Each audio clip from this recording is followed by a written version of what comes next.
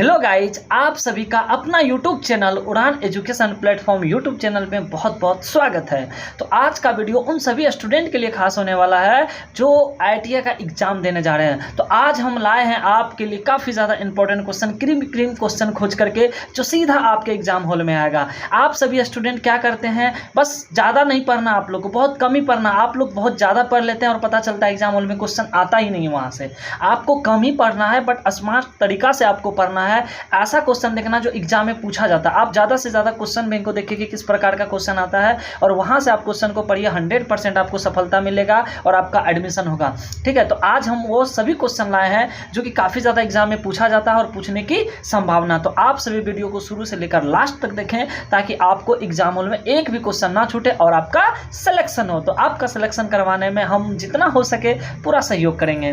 तो चलिए ज़्यादा समय ना बर्बाद करते हुए चलते हैं अपने टॉपिक की तरफ। तो आइए देखते हैं पहला क्वेश्चन साइंस का। ठीक है, तो यहाँ से कह रहा पहला क्वेश्चन, ठीक है, कि हमारे देश में मौसम की भविष्यवाणी के लिए प्रयोग में आने वाली कृत्रिम उपग्रह को क्या कहते हैं? जल्दी से बताइए आप लोग, इसका राइट आंसर क्या होगा। एक बार फिर से क्वेश्चन पढ़ देते हैं। कह रहा हमारे देश में मौसम की जो भविष्यवाणी के लिए प्रयोग किए जाते हैं कृत्रिम उपग्रह, उसको क्या कहते हैं? तो याद रखेंगे इसका राइट आंसर हो जाएगा ए INSATIB। ठीक है, चलिए नेक्स्ट क्वेश्चन देख रहे हैं। कह रहा है कि जब वाष्प गर्म कोक के ऊपर से गुजारा जाता है, यानी कि जब वाष्प को गर्म कोक के ऊपर से गुजारा जाता है तब क्या बनता है, क्या प्राप्त होता है? याद रखना, इसका राइट आंसर हो जाएगा बी, जल गैस। ठीक है, जल गैस बनता है। जल गैस पता है किसको कहा जाता है? CO+H2 का मिश्रण होता है जल गैस। अगर आपसे पूछा जाए कि जल गैस किसका किसका मिश्रण होता है, तो CO+H2 यानी कि कार्बन मोनोऑक्साइड और हाइड्रोजन का मिश्रण होता है। चलिए नेक्स्ट क्वेश्चन देखते हैं। क्वेश्चन नंबर नेक्स्ट हम ये देखेंगे। कह रहा है कि पृथ्वी अपनी अक्ष पर निम्नलिखित प्रकार से चक्रण करती है। आपको बताना है कि पृथ्वी अपने अक्ष पर किस प्रकार से चक्रण करती है। ये भी काफी ज्यादा इंपॉर्टेंट क्वेश्चन है। ठीक है, तो याद रखेंगे इसका राइट आंसर हो जाएगा विल बी ऑप्शन नंबर ए, यानी कि पश्चिम से पूर्व की ओर। किधर हो जाएगा? पश्चिम से पूर्व की ओर। आपको बता दें कि पृथ्वी जो है एक प्रकार का ग्रह होता है जो कि अपने अक्ष पर पश्चिम से पूर्व की ओर चक्रण यानी कि गति करता है और इसको एक चक्कर पूरा करने में लगभग 24 घंटा का समय लगता है। तो ये भी याद रखेंगे, यहाँ से क्वेश्चन आपसे पूछ सकता है। ठीक है, अब हम लोग नेक्स्ट क्वेश्चन देखेंगे। Question number 54। यहाँ पे कह रहा है कि निम्नलिखित ग्रहों में से कौन सूर्य के चारों ओर एक चक्कर लगाने में न्यूनतम समय लेता है? आपको बताना है कि कौन जो है यहाँ पे कौन सा ग्रह जो है सूर्य के चारों ओर चक्कर लगाने में बहुत कम समय लेता है। तो याद रखेंगे इसका राइट आंसर हो जाएगा will be option number a, बुध ग्रह। कौन सा हो जाएगा? बुध। आपको बता दें कि सूर्य के सबसे निकट का जो ग्रह होता है वो बुध ग्रह होता है। कौन सा ग्रह होता है? बुध। वहाँ पे थोड़ा सा सुधार लीजिएगा, कोई दिक्कत ना, हम आपको चर्चा कर देते हैं। सूर्य के सबसे निकट का ग्रह अगर आपसे पूछा जाए तो वो क्या होता है? बुध होता है। और यह सूर्य के चारों ओर एक चक्कर लगाने में मात्र 88 दिन का समय लेता है। याद रखेंगे, अगर आपसे पूछा जाए कि जो बुध ग्रह होता है वो सूर्य के चारों ओर एक चक्कर लगाने में कितना समय लेता है, तो 88 दिन लेता है। ठीक है, जो कि अन्य ग्रहों के परिक्रमण काल से बहुत कम होता है। तो याद रखेंगे, अगर आपसे क्वेश्चन पूछा जाए कि निम्नलिखित ग्रह में से कौन सूर्य के चारों ओर एक चक्कर लगाने में न्यूनतम समय लेता है, तो इसका राइट आंसर हो जाएगा बुध ग्रह। ठीक है, विल बी ऑप्शन नंबर ए। चलिए नेक्स्ट क्वेश्चन हम देखते हैं। क्वेश्चन नंबर 55 में कह रहा है कि निम्नलिखित में से कौन अल्प समय में अधिक ऊर्जा उत्पन्न करता है? आपको बताना है कि इनमें से 4 ऑप्शन दिया गया है और कौन जो है अल्प समय यानी कि बहुत कम समय में काफ़ी ज़्यादा ऊर्जा उत्पन्न करता है। तो याद रखेंगे इसका राइट आंसर हो जाएगा ए, नाभिकीय संलयन। क्या हो जाएगा? नाभिकीय संलयन। क्योंकि नाभिकीय संलयन ऐसा भी क्रिया होता है जिसमें जो है ना छोटे छोटे एटम्स या नाभिक जुड़ करके एक बड़े परमाणु या नाभिक का निर्माण करता है। ठीक है, और आपको ये भी याद रखना है हाइड्रोजन बॉम्ब जो होता है नाभिकीय संलयन पे ही आधारित होता है। अगर आपसे पूछा जाए कि हाइड्रोजन बॉम्ब किस अभिक्रिया पे आधारित होता है, तो याद रखिएगा अनियंत्रित नाभिकीय संलयन। सूर्य के अंदर जो ऊर्जा हमें प्राप्त होता है उसके अंदर भी नाभिकीय संलयन ही होता है, जिससे कि अधिक मात्रा में ऊर्जा का उत्पादन होता है। तो याद रखेंगे सूर्य से भी नाभिकीय संलयन की अभिक्रिया होती है। ठीक है, चलिए अब नेक्स्ट क्वेश्चन देखते हैं। क्वेश्चन नंबर 56 कह रहा है कि 4 विभिन्न स्रोत है PQRS से प्रकाश के तरंगदैर्घ्य क्रमशः 0.7 माइक्रोन है, 0.6 माइक्रोन है, 0.5 माइक्रोन है और 0.4 माइक्रोन है। तो निम्नलिखित में से किसकी अधिकतम ऊर्जा होगी? 4 ऑप्शन दे रखा है और आपको बताना है। देखिए PQRS है, ठीक है, जिसका तरंगदैर्घ्य हमको दे रखा है। ठीक है, क्या दे रखा है? तरंगदैर्घ्य। तो आपसे पूछ रहा है कि इसमें किसकी ऊर्जा अधिकतम होगी। ठीक है, आपको सोच के बताना है कि इसका राइट आंसर क्या होगा। तो याद रखिएगा, जिसका तरंग दैर्घ्य ज़्यादा होता है उसकी ऊर्जा ज़्यादा होती है, तो पी की तरंग दैर्घ्य ज़्यादा है, इसी कारण से यहाँ पे इसका राइट आंसर हो जाएगा ए फॉस्फोरस। क्या हो जाएगा? फॉस्फोरस। तो फॉस्फोरस की जो तरंग दैर्घ्य है वो क्या हो जाएगा आपका? ज़्यादा होता है। ठीक है, तो आप याद रखेंगे कि अधिक तरंग दैर्घ्य वाले प्रकाश जो है अधिक ऊर्जा उत्पन्न करता है। जिसकी तरंग दैर्घ्य ज़्यादा होता है वो प्रकाश ज़्यादा उत्पन्न करेगा, इसलिए अधिक ऊर्जा उत्पन्न करने वाले प्रकाश स्रोत यहाँ पे है क्या? पी, क्योंकि उसका जो तरंग दैर्घ्य दे रखा है 0.7, तो इसका राइट आंसर हो जाएगा ए फॉस्फोरस। चलिए नेक्स्ट क्वेश्चन देखते हैं। क्वेश्चन नंबर 57, करा वायु प्रदूषण के कारण फोटो रासायनिक ऑक्सीकारक, ठीक है, के निर्माण में सम्मिलित होते हैं, तो इसका राइट आंसर हो जाएगा डी सल्फर डाइऑक्साइड। याद रखिएगा, इसका राइट आंसर क्या हो जाएगा? डी सल्फर डाइऑक्साइड, क्योंकि वायु प्रदूषण के कारण जो फोटो रासायनिक ऑक्सीकारक के निर्माण में सल्फर डाइऑक्साइड गैस ही सम्मिलित होते हैं। क्योंकि इसका यह रीजन है, ठीक है, क्योंकि यह रंगहीन और दम घुटने वाली गंधयुक्त हवा से भरी हुई एक विषैली गैस होता है। ठीक है, याद रखेंगे। नेक्स्ट क्वेश्चन 58 का पूछता है कि ऊर्जा का हरासित हो रहा स्रोत है। आपको बताना है इसमें से कौन सा ऊर्जा का हरासित हो रहा स्रोत होगा आपका। ठीक है, तो याद रखेंगे इसका राइट आंसर होगा जीवाश्मी ईंधन। क्या हो जाएगा? जीवाश्मी ईंधन। चूंकि यह जो है ऊर्जा का ह्रास हो रहा है तो इसको स्रोत जो हो जाएगा जीवाश्मी ईंधन होगा, क्योंकि इसका जो भंडार है सीमित है। इसका भंडार क्या होता है? सीमित होता है, और जीवाश्म ईंधन बनने में काफ़ी ज़्यादा समय लगता है, इसीलिए ऊर्जा का यह जो ईंधन का स्रोत है ये अभी ह्रास हो रहा है। क्योंकि आपको पता होना चाहिए जो पेट्रोलियम सब होता है इसको बनने में काफ़ी लंबा समय लगता है, और यह एक प्रकार का जीवाश्म ईंधन है, और इसीलिए यह जो ऊर्जा है, ऊर्जा का यह ह्रासित हो रहा है, यह ह्रासित स्रोत है, यानी कि इसका स्रोत का धीरे धीरे क्या हो रहा है? खत्म होते जा रहा है। तो याद रखिएगा, अगर आपसे पूछा जाए ऊर्जा का ह्रासित स्रोत क्या हो जाएगा, तो जीवाश्म ईंधन। नेक्स्ट क्वेश्चन हम देखते हैं 59 नंबर का कह रहा है, निम्नलिखित कथनों को पढ़िए और सही उत्तर चुनिए। आपको 4 ऑप्शन दे रखा है, ठीक है, और आपको पहले चुनना है और इसको पहचानना। तो आप सभी स्टूडेंट्स को पढ़िए कि इसमें क्या दे रखा है। ठीक है, चलिए पढ़ते हैं। कह रहा है पहला कि नाभिकीय बल प्रतिलोम वर्ग नियम का पालन करते हैं, और बी में दे रखा है पॉजिट्रॉन इलेक्ट्रॉन का प्रतिकरण होता है, यानी कि प्रतिकरण का मतलब होता है उसका एंटी। ठीक है, तो आपको इसमें 4 ऑप्शन दे रखा है। ए में कह रहा है क्या पहला सही है, दूसरा गलत है, बी में कह रहा है, तो इसका राइट आंसर याद रखिएगा बी हो जाएगा। ठीक है, पहला जो है वो गलत है, बट दूसरा क्या है? सही है, क्योंकि पॉजिट्रॉन जो होता है इलेक्ट्रॉन का एंटी पार्टिकल्स होता है, यानी कि प्रतिकण होता है। तो पहला तो आपका सही नहीं है, बट दूसरा सही है, तो इसका राइट आंसर हो जाएगा बी, यानी कि पहला गलत हो जाएगा और दूसरा क्या हो जाएगा? सही होगा। और याद रखिएगा कि पॉजिट्रॉन अगर आपसे पूछा जाए कि किसका प्रतिकण होता है, इलेक्ट्रॉन, इलेक्ट्रॉन का उल्टा को ही हम क्या कहते हैं? पॉजिट्रॉन, यानी कि एंटी को क्या कहते हैं? एंटी को। ठीक है, चलिए नेक्स्ट क्वेश्चन हम देखते हैं 60 का। कारण निम्नलिखित में से कौन ऊर्जा का नवीकरणीय स्रोत है? काफी ज्यादा इंपॉर्टेंट क्वेश्चन है, और यह कई बार पूछा हुआ क्वेश्चन है। हम जो भी क्वेश्चन यहाँ पे डिस्कस कर रहे हैं काफी ज्यादा पूछा हुआ क्वेश्चन है, सिलेक्टेड क्वेश्चन है।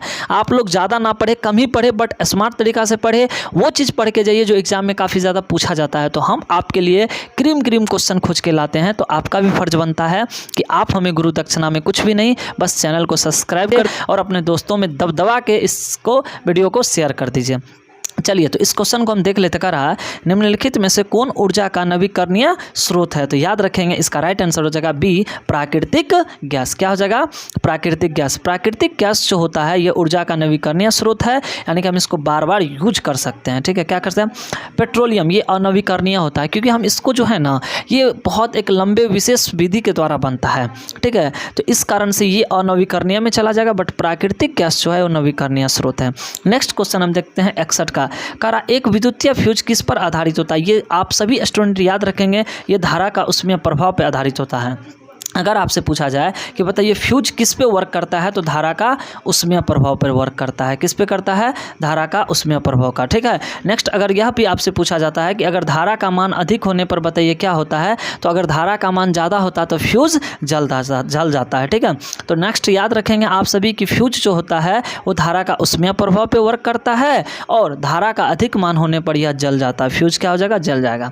नेक्स्ट क्वेश्चन हम देखते हैं 62 का। एक फिगर दे रखा है, ठीक है, जो कि बैटरी से करंट फ्लो हो रहा है, यहाँ से 2 वोल्ट है और यहाँ पे कुछ एम्पियर का वैल्यू दे रखा है। तो इसमें आपसे पूछ रहा है कि बता आई का मान क्या होगा। आप इसको ओम के नियम से बना सकते हैं। ओम का नियम होता है V = IR। क्या होता है? V = IR। अगर V पता हो, R पता हो तो I निकाल सकते हैं। तो I बराबर हो जाएगा V/R। तो यहाँ से V हमको दे रखा है 2 वोल्ट और यह जो कनेक्शन है इसको पहले आपको सीरीज में है कि पैरेलल में इसको जोड़ना पड़ेगा। तो आप इसका पहले समतुल्य प्रतिरोध निकाल के इसका आंसर निकाल दीजिएगा। ठीक है, तो इसका राइट आंसर हो जाएगा A 1/5A। तो इस प्रकार का न्यूमेरिकल पूछता है, आप इस प्रकार का न्यूमेरिकल जरूर करके जाइएगा। और अगर इस प्रकार का न्यूमेरिकल में आपको दिक्कत होता है तो कमेंट करके जरूर बताइए, हम इसका वीडियो बना देंगे ताकि आप लोग को दिक्कत ना हो। ठीक है, चलिए नेक्स्ट क्वेश्चन देखते हैं। क्वेश्चन नंबर 63 में कह रहा है कि एक विद्युत बल्ब की रेटिंग जो है 220 वोल्ट है और 100 वाट है।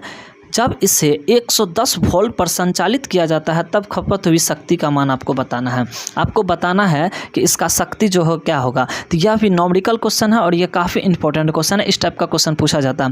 याद रखिएगा, शक्ति बराबर होता है VI, विभवांतर गुना विद्युत धारा। अगर आपको शक्ति निकालना है तो V को I से गुना कर दीजिएगा तो आपका क्या निकल जाएगा?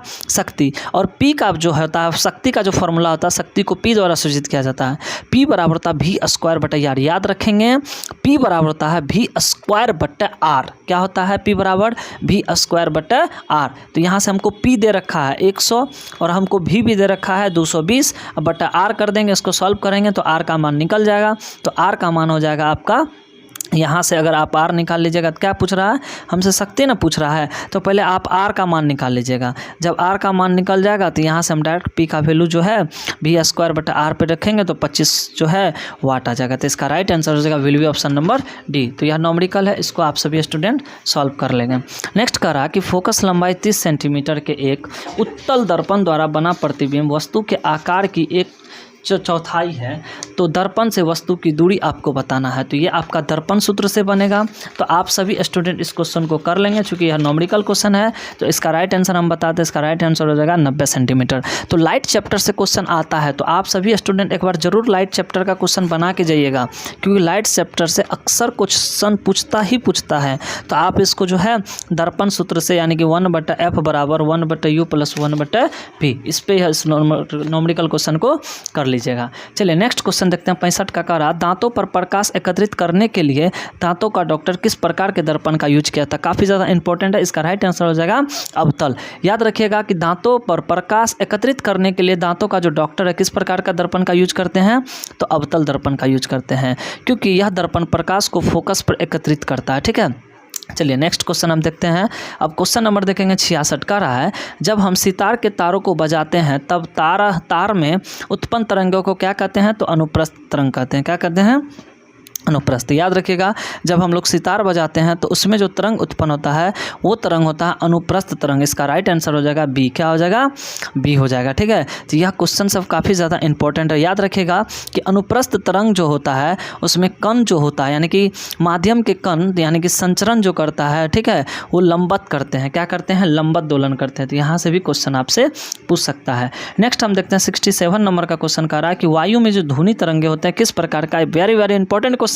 याद रखेंगे, इसका राइट आंसर हो जाएगा ए, अनुदैर्घ्य तरंग होता है। क्या होता है? अनुदैर्घ्य। तो वायु में ध्वनि तरंगे जो होती है वो अनुदैर्घ्य तरंगे होती है, क्योंकि अनुदैर्घ्य तरंग गति के माध्यम के कण अपना मध्य या माध्य स्थिति पर आगे पीछे तरंग गति की दिशा में कंपन करते हैं। ठीक है, तो याद रखेंगे वायु में जो ध्वनि होती है अनुदैर्घ्य तरंग होती है। वायु में जो ध्वनि होती है किस प्रकार का तरंग होता है?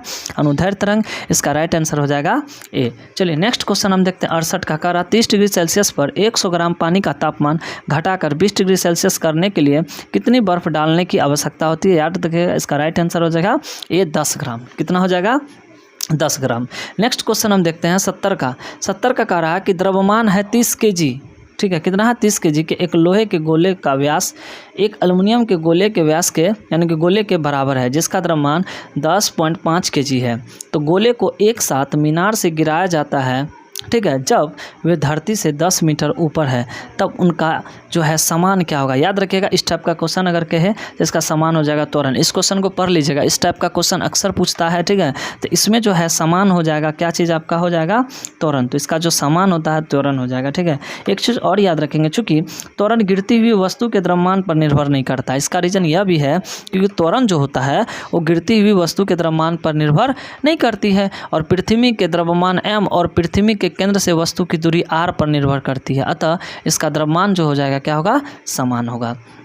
नेक्स्ट हम क्वेश्चन देखते हैं, क्वेश्चन नंबर 71 कह रहा है कि अन्योन क्रिया का न्यूनतम बल क्या होता है, तो गुरुत्वीय होता है। इसका राइट आंसर क्या हो जाएगा, बी हो जाएगा। ठीक है, तो अन्योन क्रिया का जो न्यूनतम बल होता है वो गुरुत्वीय बल होता है, जिसको हम छोटका जी से सूचित करते हैं, और छोटका जी का जो मान होता है 9.8 मीटर पर सेकेंड स्क्वायर होता है, ये भी याद रखेगा। नेक्स्ट 72 का पूछ रहा है कि पृथ्वी के केंद्र पर छोटका जी का मान क्या होता है। काफ़ी ज़्यादा इंपॉर्टेंट क्वेश्चन और कई बार पूछा है, तो याद रखेंगे पृथ्वी के केंद्र पर यानी कि ध्रुव पर पोल पर जी का मान महत्तम होता है, मैक्सिमम होता है, जिसका राइट आंसर हो जाएगा will be option number c, अनंत हो जाएगा। क्या हो जाएगा, अनंत। नेक्स्ट हम क्वेश्चन देखते हैं।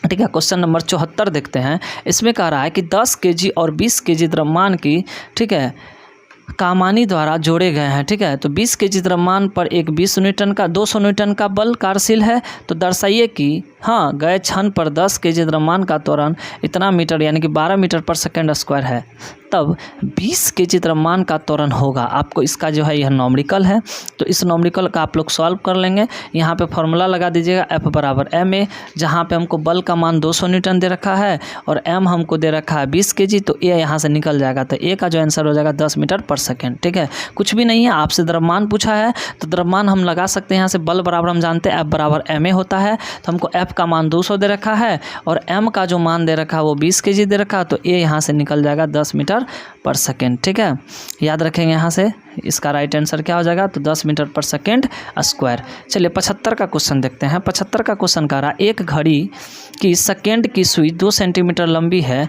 तो इस सुई के शीर्ष की चाल क्या होगी। आपको क्या पूछ रहा है आपसे, चाल। तो यह नॉमरिकल क्वेश्चन है। ठीक है, तो इसको चाल बराबर होता है दूरी बटा समय। अगर चाल निकालना है तो क्या हो जाएगा, दूरी बटा समय। तो पहले ये पता कर लीजिए कि यह दूरी कितना तय करेगी। तो दूरी करने के लिए सुई की जो लंबाई दे रखा है वो 2 सेंटीमीटर है, तो सबसे पहले आपको घड़ी की परिधि निकालना पड़ेगा और इसका परिधि हो जाएगा 2πr। जब 2πr फॉर्मूला पे बैठाइएगा तो इसका टोटल जो डिस्टेंस आ जाएगा वो निकाल लीजिएगा, और समय हमको दे रखा है 60 सेकेंड, इसको भागा दीजिएगा तो इसका राइट आंसर हो जाएगा आपका will be option number A 0.21 centimetre second. ठीक है, तो छोटा छोटा नॉमरिकल आपसे पूछता है तो आप जरूर इसको देख के जाइएगा। नेक्स्ट कह रहा है 77 का कि एक गैस के 1 मोल के साथ Br2 के 2 मोल जुड़ गए हैं तो वह गैस होगा। याद रखिएगा इसका राइट आंसर हो जाएगा सी, प्रोपिलीन। क्या हो जाएगा, इसका राइट आंसर हो जाएगा सी, प्रोपेलिन। ठीक है, चलिए नेक्स्ट क्वेश्चन अब देखते हैं। क्वेश्चन नंबर आपका ये कह रहा है 77। ठीक है, क्या है 77 हो गया 78। 78 में कह रहा है निम्नलिखित गैस कोयले की खदानों में 80% तक की मात्रा में होती है। आपको बताना है कि इसका राइट आंसर क्या होगा। ठीक है, एक बार हम फिर से क्वेश्चन को पढ़ देते हैं।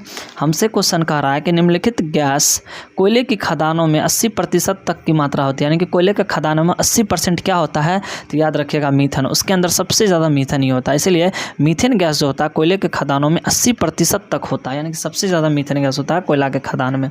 नेक्स्ट पूछ रहा है 80 का कौन सा एक नाम सही नहीं है। आपको ये नामकरण, तो ये IUPAC नाम है, आप इसको चेक कर लीजिएगा, पढ़े होंगे तो इसका बता दें। इसमें जो आपका सही नहीं है वो हो जाएगा सी। ठीक है, 2 मिथाइल प्रोपेन इसका नाम यहाँ पे सही नहीं है, तो आप इसको देख लीजिएगा। ठीक है, नेक्स्ट हम देखते हैं, चूँकि आपको ये बता देना होगा आपको। ठीक है, बता दें कि 2 मिथाइल प्रोपेन को जो है आइसोब्यूटेन के नाम से जाना जाता है, जिसका सूत्र होता है C4H10। क्या होता है, C4H10 होता है। ठीक है, तो चलिए नेक्स्ट क्वेश्चन हम देखते हैं 81 का। 81 का कह रहा है 81 का क्वेश्चन कह रहा है कि वाटर ग्लास कहलाता है। आपको बताना है कि वाटर ग्लास का सूत्र क्या होता है, तो याद रखेंगे इसका राइट आंसर हो जाएगा will be option number B Na2SiO3। इसको वाटर ग्लास के नाम से जाना जाता है। किसके नाम से जाना जाता है, वाटर ग्लास के नाम से जाना जाता है। तो याद रखिएगा वाटर ग्लास का अगर आपसे सूत्र पूछा जाए तो Na2SiO3 हो जाएगा। ठीक है, चलिए नेक्स्ट क्वेश्चन हम देखते हैं। क्वेश्चन नंबर 82 पूछ रहा है कि जल में काफ़ी घुलनशील होता है क्या चीज़। तो इसमें 4 ऑप्शन दे रखा है, तो याद रखिएगा Na2CO3 है।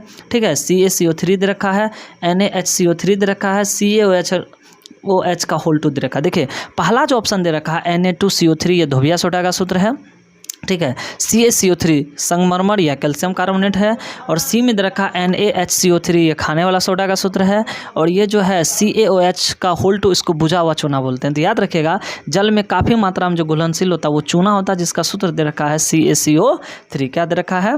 CaCO3। तो कैल्शियम कार्बोनेट जल में जो है तीव्रता से अभिक्रिया करता है और घुलता भी है, और यह जल में काफ़ी ज़्यादा घुलनशील होता है, और यह जल में घुलकर कैल्शियम हाइड्रोक्साइड यानी कि CaOH का होल 2 बनाती है। चलिए नेक्स्ट क्वेश्चन हम देखें 83 का। 83 में दे रखा है कि ब्रास में होता है, आपको बताना है। तो याद रखिएगा ब्रास जो है एक मिश्र धातु है। क्या है? मिश्र धातु। और ये किसका किसका मिश्र धातु होता है? ब्रास को पीतल बोलते हैं। क्या बोलते हैं? पीतल। तो याद रखिएगा इंग्लिश नाम पूछ रखा है। ब्रास या पीतल एक प्रकार का मिश्र धातु है जिसके अंदर कॉपर होता है समथिंग आपका 80% और जिंक होता है 20%। तो आपसे पूछ रखा है इसके अंदर कि बताइए इसमें कॉपर 80% तो दे नहीं रखा है, तो सी में हो जाएगा जिंक 20% होता है। याद रखिएगा कि पीतल के अंदर जिंक कितना % होता है? 20% होता है। ठीक है। चलिए नेक्स्ट हम देखते हैं क्वेश्चन नंबर 84। इसमें कह रहा है जब निम्नलिखित गैस जो है गलित कॉपर से निष्कासित होती है तब फफोलेदार कॉपर बनता है, किसके कारण? ठीक है। तो आपको राइट आंसर याद रखना है, इसका हो जाएगा बी, SO2 के कारण हो जाएगा। किसके कारण हो जाएगा? SO2 के कारण हो जाएगा। चलिए नेक्स्ट क्वेश्चन हम पढ़ते हैं 85 का। कर रहा है कौन एक Fe का कार्बोनेट अयस्क का? याद रखिएगा वो उसका आंसर हो जाएगा सिडेराइट। ऑप्शन नंबर क्या हो जाएगा? डी। याद रखिएगा कि लोहा का जो कार्बोनेट अयस्क होता है वो सिडेराइट होता है। क्या होता है? सिडेराइट। और सिडेराइट का सूत्र होता है FeCO3। तो लोहे का अगर आपसे पूछा जाए कि लोहे का कार्बोनेट अयस्क का सूत्र बताइए तो FeCO3 हो जाएगा। क्या हो जाएगा? FeCO3। नेक्स्ट क्वेश्चन हम देखते हैं क्वेश्चन नंबर 86 का। किस अयस्क का भर्जन किया जाता है? तो याद रखेंगे जिंक ब्लेंड। इसमें 4 ऑप्शन दे रखा है। तो जिंक ब्लेंड जो होता है ZnS होता है। क्या होता है? ZnS, जिसका भर्जन किया जाता है। भर्जन मतलब होता है ऑक्सीजन की उपस्थिति में उसको गर्म किया जाता है। नेक्स्ट क्वेश्चन हम 87 का देख रहे हैं। इसमें कह रहा है कि कौन सी एक चमकीली अधातु नहीं है? याद रखिएगा सल्फर। सल्फर नहीं चमकता, ये एक प्रकार का अधातु है। फास्फोरस चमकता है। ठीक है। जिसका राइट आंसर हो जाएगा ए। नेक्स्ट 88 का क्वेश्चन में कह रहा है कि कॉपर की एक छड़ को AgNO3 के विलयन में रखा जाए तो कुछ समय पश्चात विलयन किसके उत्पाद के रूप में कारण नीला हो जाता है? तो याद रखेंगे इसका राइट आंसर हो जाएगा डी, CuNO3 का होल 2। CuNO3 का होल 2 के कारण। 89 नंबर का क्वेश्चन देखेंगे। ये कह रहा निम्नलिखित में सबसे बुरा उष्मा का जो चालक होता है कौन होता है? तो याद रखिएगा इसका राइट आंसर हो जाएगा डी। ठीक है। एल्युमिनियम, लोहा, कॉपर, ये सब। तो सबसे अच्छा अगर सुचालक पूछा जाए तो हो जाएगा कॉपर। क्या हो जाएगा? उष्मा और विद्युत दोनों का सुचालक कॉपर होगा। वैसे तो 1 नंबर पे होता है चांदी, 2 नंबर पे कॉपर हो जाएगा, उसके बाद एल्युमिनियम भी होता है, लोहा भी होता है, बट शीशा जो होता है वो विद्युत का क्या होता है? उतना अच्छा सुचालक नहीं होता है। इसीलिए हम इसको किसके नाम से जाना जाता है? तो इसको जो है हम बुरा उष्मा चालक के नाम से जानते हैं। तो सबसे इसमें बुरा उष्मा चालक किसका हो जाएगा?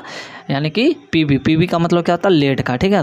नेक्स्ट 91 का क्वेश्चन हम देखते हैं। 91 नंबर में कह रहा है कि निम्नलिखित में से कौन रॉकेट ईंधन है? आपको बताना है इसमें रॉकेट ईंधन क्या हो जाएगा। तो इसका याद रखिएगा राइट आंसर हो जाएगा। तो इसमें जो रॉकेट ईंधन हो जाएगा N2O4 हो जाएगा। क्या हो जाएगा? इसका राइट आंसर हो जाएगा बी। ठीक है। क्या हो जाएगा? बी। इसे रॉकेट ईंधन यानी कि अगर कहा जाए तो रॉकेट ईंधन का काम कौन करेगा? इसमें बी हो जाएगा। इसका राइट आंसर क्या हो जाएगा? बी। चलिए नेक्स्ट क्वेश्चन पढ़ा जाए। नेक्स्ट क्वेश्चन हम पढ़ते हैं 92 का। कह रहा है किसका उसमें मान सबसे अधिक होता है? याद रखिएगा 4 ऑप्शन दे रखा है। पीट, कोयला, कॉक है, लिग्नाइट और कास्ट है। तो याद रखिएगा लिग्नाइट का जो होता है उसमें मान सबसे अधिक होता है। ठीक है। किसका? तो याद रखिएगा लिग्नाइट जो होता है इसका उसमें मान सबसे अधिक होता है। ठीक है। चलिए नेक्स्ट क्वेश्चन हम देखते हैं। कह रहा है 93 कहा कि कौन एक जीवाश्म ईंधन का उदाहरण नहीं है? तो याद रखिएगा एथेनॉल एक प्रकार का जीवाश्म ईंधन नहीं है। बाद बाकी जितना भी ऑप्शन में दे रखा है सबका सब जीवाश्म ईंधन है। कोयला जीवाश्म ईंधन है, पेट्रोलियम जीवाश्म ईंधन है, प्राकृतिक गैस जीवाश्म ईंधन है, एथेनॉल जो होता है जीवाश्म ईंधन नहीं है। नेक्स्ट 94 का कह रहा है कि लकड़ी में कार्बन का परसेंटेज बताइए आप सभी कि कार्बन का परसेंटेज कितना होता है? याद रखेंगे 60% होता है। कितना होता है? 60%। नेक्स्ट 95 का क्वेश्चन कह रहा है कि किस यौगिक में दोनों आयनिक और सहसंयोजक बंधन विद्वान है? तो याद रखिएगा इसका राइट आंसर हो जाएगा सी। क्या हो जाएगा?